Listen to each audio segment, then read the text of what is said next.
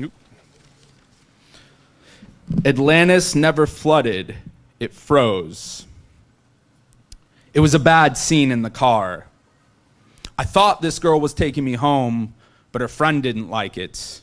Maybe it was jealousy, or maybe it was honest concern, but suddenly the car felt too small for all three of us, so I demanded he pull over, and I hopped out, slipped on the iced asphalt.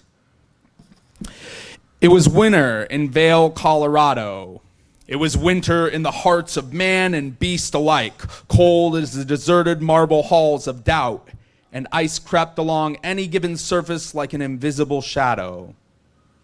The car wiggled off with a brief fishtail, wagging goodbye, and I suddenly realized that I was 10 miles of highway separated from the cabin where I was staying with friends. The only thing I had going for me was how drunk I was, which numbed my cheeks about as much as the wind, or how stupid I was, which made me believe I could walk it. Mountains tend to leave the valleys beneath them sealed like a vacuum. I could feel the pressure of absence closing in on me. There was a sound my foot made, crunching in the snow, and there was another sound the wind made, cauterizing the air. I held on to these like a compass and kept my head down, leaning into the distance before me. I couldn't stop laughing, though. That poor guy, that poor woman. One day they'd probably be married, but they still had so far to walk to get there. It was my phone that saved me from freezing to death, not my laughter, although it couldn't have hurt, since a moving body continues to push blood towards the extremities.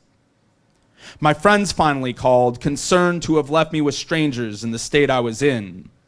I told them of my plight. They flew down the highway to find me, despite the fact the only direction I was capable of was, I'm surrounded by mountains.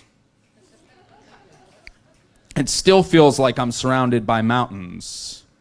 And even if I never manage to climb any of them, their presence gives me strength.